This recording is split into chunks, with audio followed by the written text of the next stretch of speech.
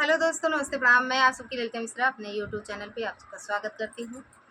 माता रानी आप सबके जीवन में ढेर सारी खुशियाँ दें। नवरात्रि की ढेर सारी शुभकामनाएं आप सबको। तो आज आप सबको माता रानी का बहुत ही प्यारा देवी पचरा गीत सुनाऊंगी, तो आप लोग सुनिएगा और जैसा भी लगे कमेंट बॉक्स में प्यारा सा कमेंट करना और अपना प्यार दुलार आशीर्वाद बनाए रखना। जय माता दी। चमके मंदिरवा तोहार हो जगदम्बा भवानी, चमके मंदिरवा तोहार हो जगदम्बा भवानी। अम्बे भवानी जगदम्बे भवानी, अम्बे भवानी जगदम्बे भवानी, चमके मंदिरवा तोहार हो जगदम्बा भवानी, चमके मंदिरवा तोहार हो जगदम्बा भवानी। लाल मंदिरवा हो लाल केवड़िया, लाल मंदिरवा हो लाल केवड़िया, लाल ध्वजा फहराई हो जगदम्बा भवानी, लाल ध्वजा फहराई हो जगदम्बा भवानी।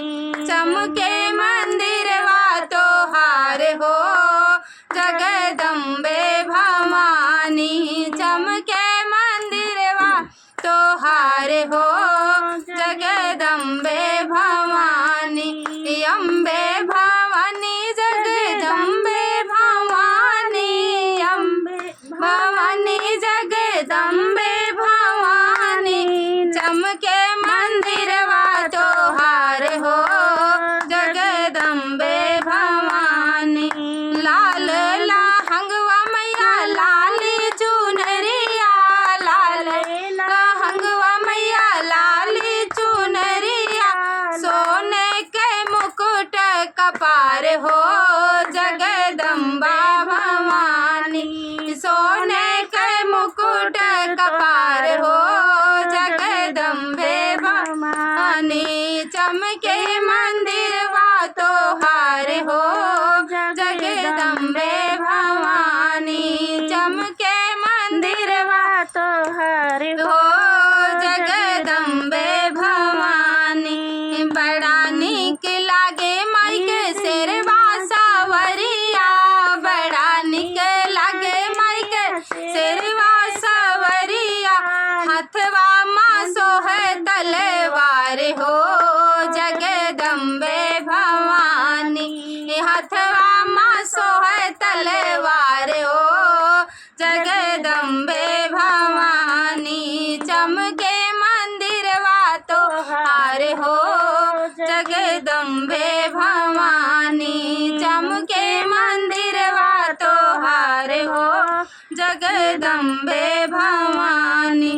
के तो चढ़ावे मैया पान सुपारी, के तो चढ़ावे मैया पान सुपारी, के तो पहिरावे गले हार हो जगदम्बे भवानी, के तो पहनावे गले हार हो जगदम्बे भवानी। चमके मंदिरवा तोहार हो जगदम्बे भवानी, चमके मंदिरवा तोहार हो जगदम्बे भवानी। भक्त चढ़ावे मैया पान सुपारी, भक्त चढ़ावे मैया पान सुपारी, मालिन चढ़ावे गले